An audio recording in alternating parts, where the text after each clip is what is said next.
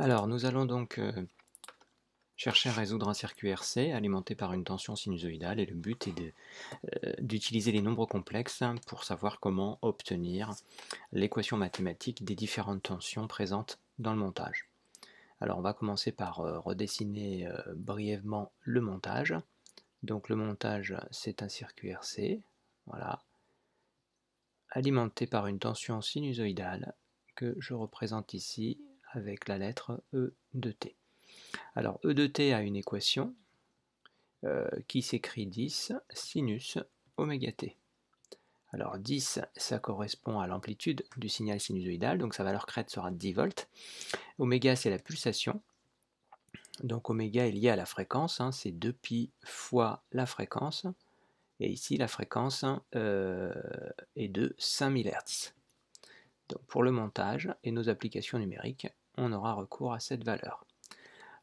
La résistance présente vaut 1000 ohms, donc je note R égale 1000 ohms, et le condensateur vaut 100 nanofarads. Voilà. Une fois que, alors 100 nanofarads, je précise que c'est 110-9 farads. Une fois qu'on a écrit tout ça, on va pouvoir démarrer la résolution.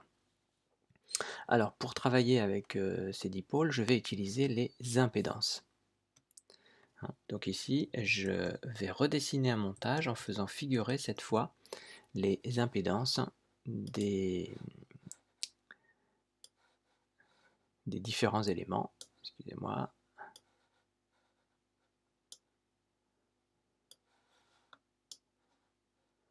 Voilà. Donc, qu'est-ce que ça veut dire? Ça veut dire que maintenant, ici, j'ai un montage qui va être comme celui-là. Ma résistance ne change pas, R, et mon condensateur, je le représente par son impédance. Je le dessine comme ça, avec ici un bloc qui s'appelle ZC. Alors ici, on peut d'ailleurs mettre ZR au passage, en complexe, et ici, on aura grand E complexe associé à petit e complexe. On a donc ici aux bornes de ZC une tension qui va s'appeler UC complexe, et aux bornes de la résistance une tension qui va s'appeler UR complexe. On peut même avoir donc évidemment un courant I complexe ici. À partir de là, on va utiliser la formule du pont diviseur. D'accord? Donc le pont diviseur que je reprécise ici.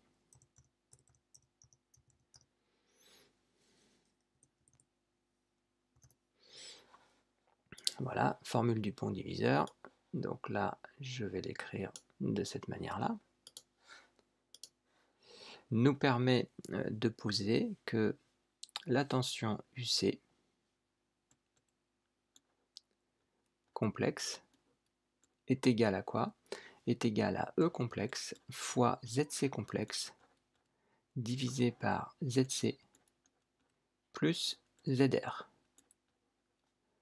Voilà. Alors on peut remplacer les impédances par leur formule.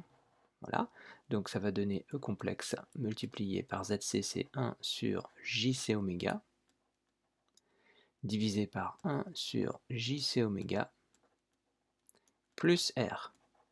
Voilà. Alors bon, ça peut s'arranger un petit peu, on ne va pas laisser cette formule écrite avec différentes fractions.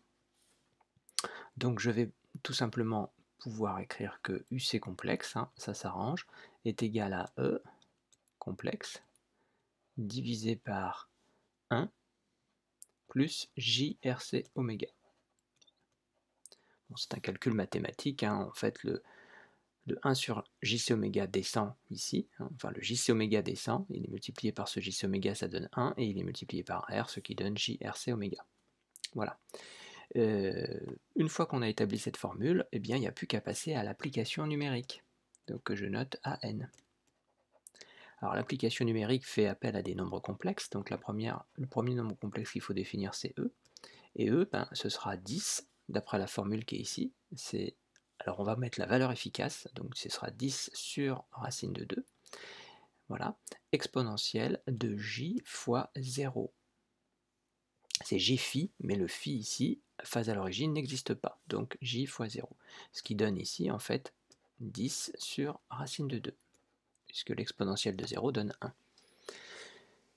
Voilà pour complexe. Bon, et puis maintenant, eh bien, il n'y a plus qu'à écrire le nombre complexe, tout simplement. Donc on écrit que UC complexe va être égal à E, c'est-à-dire 10 sur racine de 2, divisé par quoi? Par 1 plus J.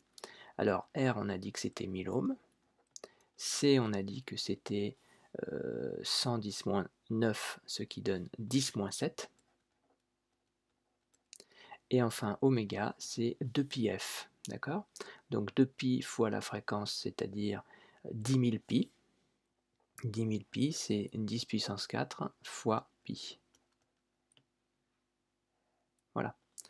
Et donc, on peut maintenant faire les calculs associés. Donc UC complexe, le numérateur pour le moment ne bouge pas, ça fait 10 sur racine de 2, divisé par 1 plus J. Alors tout ça, si vous faites le calcul, ça se fait de tête, parce que 10 moins 7 avec 10 puissance 4, ça fait 10 moins 3, multiplié par 10 puissance 3, ça fait 1, donc il reste J fois pi. Voilà. Bon, une fois qu'on a fait ça, il faut utiliser la forme polaire pour faire la division, ou il faut passer par une calculatrice. Donc à partir de là, les calculatrices peuvent travailler directement avec les nombres complexes et on peut faire cette division et demander l'affichage en polaire. Donc moi je l'ai fait sur l'ordinateur avec ce logiciel, voilà. Ce qui fait que si vous voulez, j'ai tapé, on va le faire, 10 divisé par racine de 2. Alors bon, ça c'est la syntaxe, racine esquirtée, racine de 2.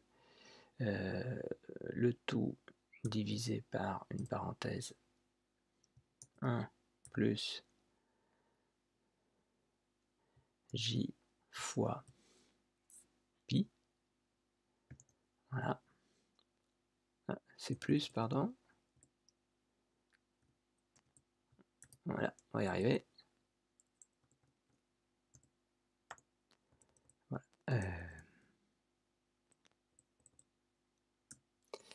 Je ferme la première parenthèse. Voilà. Donc ici j'ai bien, vous voyez, 10 sur racine de 2 divisé par 1 plus jpi, ce qui correspond à ce qui est écrit là. Le logiciel me fait le calcul du nombre complexe sous la forme a plus ib. D'accord. À partir de là, je vais chercher le module de cette quantité. Donc module de tout ça. Voilà. Donc ça fait 2,14 et je vais prendre l'angle. Alors je crois que c'est angle de ce nombre complexe. Et il me le donne en radians. Donc 2,14 et moins 1,26.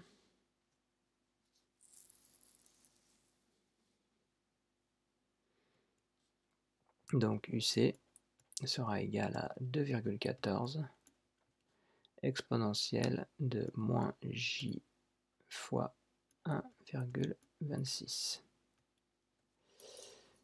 Voilà mon nombre complexe. Alors le signe moins traduit le fait que la tension est en retard sur E. Voilà, alors 1,26 ce sont des radians. Donc ce qui veut dire que si je traduis phi, c'est 1,26 radians.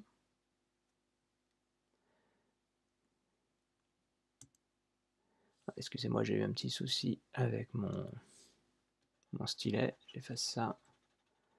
Voilà, je recommence. Voilà, j'ai un bouton sur lequel je n'aurais pas dû appuyer. Donc phi, ça va donner 1,26 radians. Et si on le veut en degrés, ce sera phi en degrés 1,26 multiplié par 180 et divisé par pi. Alors on peut faire le calcul. 1,26 multiplié par 180 et divisé par pi, Ça donne 72 degrés.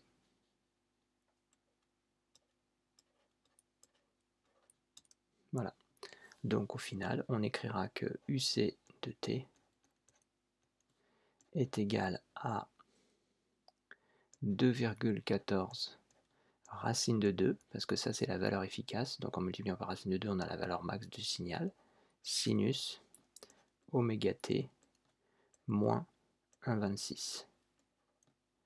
Je rappelle que dans l'expression de la fonction UC, expression cartésienne, hein, il faut exprimer l'angle en radians. Voilà pour la démonstration.